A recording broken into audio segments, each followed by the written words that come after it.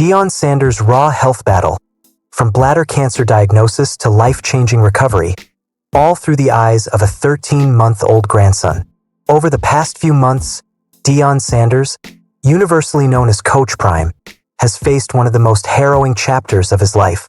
While the public has been aware of his previous health struggles, blood clots, and the infamous toe amputations, the real reason behind his dramatic weight loss remained a mystery until July. Fans held their collective breath when Coach Prime himself revealed the truth: bladder cancer. The announcement was not only shocking but also profoundly human, shedding light on a struggle that transcends the football field and enters the most intimate corners of family life. Bladder cancer is a serious condition, and the decision regarding its treatment was far from straightforward. Sanders had two stark choices: undergo chemotherapy or opt for surgical removal of the bladder. In a decision emblematic of his resilient spirit, Primetime chose the latter, trusting his doctors and steeling himself for the emotional and physical toll that would follow. The Sanders household was awash with tension and tears on the day of the surgery. Family members, holding his hands as he was wheeled into the operating room, reflected the fear, hope, and determination that the moment demanded. The surgery itself was a success. Deion Sanders emerged cancer-free, a monumental victory in itself. Yet, the post-surgical recovery introduced a new set of challenges, ones that are rarely discussed publicly but intimately known by cancer survivors. One of the most personal and ongoing struggles has been his ability to control urination. The complexity of life after bladder removal involves reconstructing a new bladder using a segment of the small intestine, a procedure that restores function but comes with its own set of trials. In candid discussions, Sanders has often tied his post-recovery struggles to moments with his 13-month-old grandson, Snow, son of Deion Sanders and rapper Jacquees. The juxtaposition of joy and pain in these interactions is striking. "I'm good. I only have one problem that I cannot control," Sanders admitted on Politely Raw, describing a humorous yet painfully real competition with his grandson to see who has the heaviest pants. While he smiles during these revelations, the gravity of his challenges is clear. "You know, my diaper is heavier than his is some mornings, but that's the only thing that's going on," he explained, a mixture of levity and vulnerability coloring his words. The journey for his family has been equally challenging. When Deandra learned about the surgery, she struggled to contain her tears, grappling with both fear and hope for her father. Medical staff had to explain to her that the reconstructed bladder lacks the neurotransmitters that send signals to the brain when one needs to urinate. This reality means Sanders must rely on timers and conscious effort to empty his bladder, a profound adjustment for someone whose life has been defined by athleticism and agility. Primetime himself detailed the struggle. "Some nights are good. I make it through the night. Some nights I can't. So thank God for the pants." Amidst this deeply personal battle, Sanders maintained a fierce sense of independence and fortitude. For a time, he even considered the gravest possibilities, calling on his lawyers to draft a will and reflecting on his family's future. Yet, the shadow of uncertainty was temporary. True to his indomitable nature, he emerged stronger, embracing life and returning to his football roots with renewed energy. The sidelines of Boulder, his home turf, once again became a stage for his leadership, his voice shouting guidance and strategy to his players, embodying the blend of resilience and determination that has defined his career. Yet beneath the smiles and competitive antics with his grandson lies the raw, excruciating reality of recovery.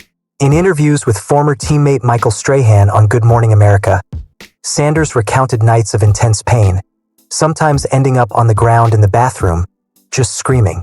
"The physical toll has been immense. Some nights I go through 2 pairs of Depends a night. Like, some nights are bad," he admitted, painting a vivid picture of the struggles that remain even after the apparent victory of surgery. The decision to undergo surgery rather than chemotherapy was also deeply rooted in Sanders' sense of purpose. His presence was urgently needed in Boulder, among his players, his team, and his extended football family. "I ain't waiting. I ain't sitting back on the curb waiting to go slowly but surely do whatever's gonna happen," Sanders said, underscoring his unwavering commitment to the people and passions that define him. The resolve to confront cancer head-on, to fight for life without compromise, is emblematic of the legendary persona of primetime, both on and off the field. Rehabilitation and recovery were far from simple. Sanders leaned on life's small joys to maintain morale. Fishing became a meditative exercise, tennis and running kept his body active, and moments with his daughter and grandson became sources of emotional sustenance. Even shooting hoops, a pastime reminiscent of the athlete he was and still is, provided moments of joy amid struggle. These activities were more than leisure. They were lifelines, maintaining his spirits and anchoring him to life even in its most challenging moments. Throughout this ordeal, Sanders has become a vocal advocate for cancer awareness and early detection, sharing his experience to educate and inspire others. His transparency about the surgery, the reconstruction, and the ongoing challenges has allowed fans and the public to connect with a side of Coach Prime rarely seen. Beyond his athletic prowess, he is now emblematic of resilience, vulnerability, and the human will to overcome adversity. The interplay between the intensely personal and the publicly inspiring is a recurring theme in Sanders' journey. Through the lens of his grandson Snow, the public witnesses a man grappling with physical limitations while finding humor and joy in the simplest of interactions. Through candid interviews, the public sees the pain, fear, and triumph that define recovery from major cancer surgery. And through his advocacy and openness, Sanders provides a roadmap for surviving and thriving after life-altering illness. For those observing from the sidelines, Deion Sanders' story is a testament to the multidimensional nature of heroism. It is not just the touchdowns scored, the interceptions made, or the Super Bowl appearances achieved. It is the unyielding perseverance in the face of a condition that strikes at the very core of human vulnerability.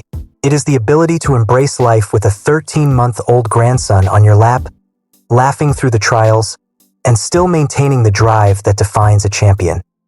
Even amidst ongoing challenges, Sanders' spirit remains unbroken. He describes his journey as a fight, one that tested his body, mind, and soul. But as he emerged from the darkness of diagnosis and surgery, he has reclaimed his life, not just as a coach or sports legend, but as a grandfather, father, and survivor. Each day represents both struggle and celebration, a duality that underscores the complexity and beauty of human resilience. Through this journey, the message is clear. Life post-cancer is not defined solely by the absence of disease, but by the courage to face new realities head-on, the determination to remain present for loved ones, and the ability to find joy even in moments of profound challenge. Deion Sanders exemplifies these qualities, offering a narrative that resonates far beyond football, far beyond fame. A story of enduring hope, humor, and humanity. In the end, Coach Prime's journey reminds us all that the fight against cancer is multifaceted. It involves doctors, family, self-discipline, humor, and above all, the willingness to engage fully with life, even when the odds are daunting.